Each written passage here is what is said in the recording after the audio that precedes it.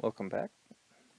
Alright, now, there has been a recent video, or I'm sorry, a recent posting in Max Miller's group where he shows a triple stack resonant cavity. Stan shows this in some of his older videos, but it's of a poorer quality. Essentially what he did is he had an LED ring that he was pulsing LED energy into a Delrin chamber that contained a resonant cavity tube pair. So this is not a Stan Meyer design. This is my own design, but I'm trying to incorporate the similar principle into this, but put it into a smaller package that's also easier to replicate and for people to 3D print. It should be noted that this uses the same dimensions of electrodes that I did for the 10-cell version that you see on Chris Bake's video page. I'll put the link to his YouTube channel in the description. So essentially what we have is I'm borrowing concepts from the hydrogen gas gun and the gas processor. So hydrogen does respond on an emission spectrum analysis to 660 or 650. There's kind of a 10 nanometer difference that I've seen. But Stan did use 660 nanometer diffused LEDs. I believe they were from Radio Shack at the time. Anyway, I'm digressing. So let's get into it. All right, we have a body with quarter 20 mounting holes that come up through the bottom. Okay. We have an LED, printed circuit boards, 90 degrees opposed to one another, as we can see there. So let's go ahead and remove those. You can see the grooves. These are because the inner electrode, I believe I have a dimensions page on our site for this, as a matter of fact. But you can go view that. I'm not going to bore you with the dimensions. Let's just go over the assembly of the unit. So we have our LED groove that are 90 degrees offset. Let me remove the body here so you can see the inner electrodes here working. The outer electrode is 3/4 with a 35 thousandths wall. That produces a 90 thousandths gap, almost 100 thousandths. If you wanted to go to the extra step and make machining to make it 100 thousandths, you can. I don't think it's going to be super crucial, but we've gotten decent results already with on-market tubing. But anyway, grooves are cut. A lot of my designs have a stencil that you can 3D print and lay out the grooves on your tubing and cut however which way you see fit. I try to do that for simplicity, for machining, because that gets pricey very quick.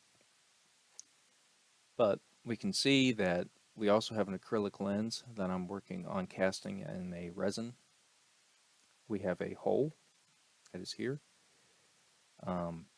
Not sure how the casting mold will turn out with that, but that would be nice because that will align a connection method to the outer electrode.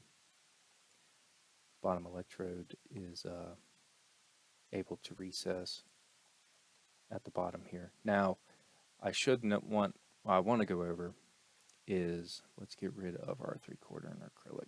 So let's look at the inner electrode.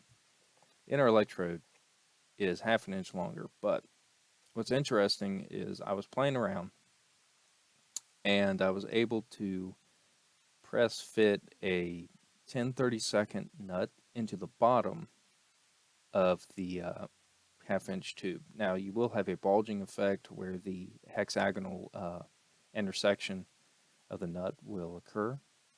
You can just put it on a bench grinder, but the point is that you have, after that, you have a nut that is press fit into the inside diameter of the inner electrode. That is what this hole is. This is for a 10/32 machine screw to come up through the bottom of this device and provide electrical connection as well as a nice firm mounting, because it does extend through this bottom portion. So that's the idea there. it may be possible to cast this all in acrylic. I would like to try that for better, for better rigidity and mounting, and probably electrical characteristics as well. But that's what we got. So let's build it up. Enter electrode. This is a standard with a half-inch with a 60 thousandths, I think, wall, or 62 thousandths. 62 thousandths. Let's see. So let's put our outer electrode over it. So we can see there. Let's do our acrylic lens again.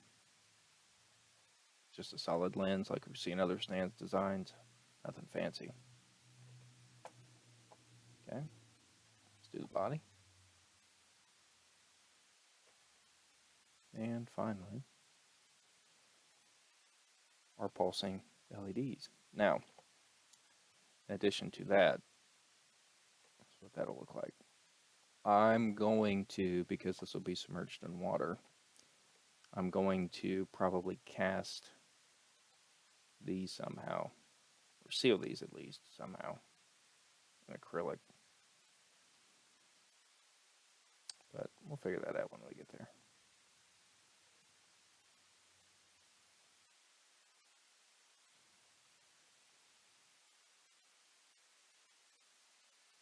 Because if the hole is made big enough for this groove, you would have enough room to cast the acrylic. We'll see how that turns out. They should be sealed. Anyway, that's the gist of the design. That allows you to have photon injection into a resonant cavity.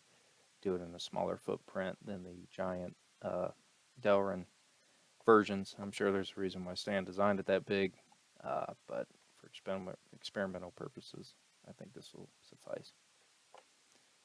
So once again, our site, stanslegacy.com, my site, thegrassrootstechnology.com, and links will be provided in the description below.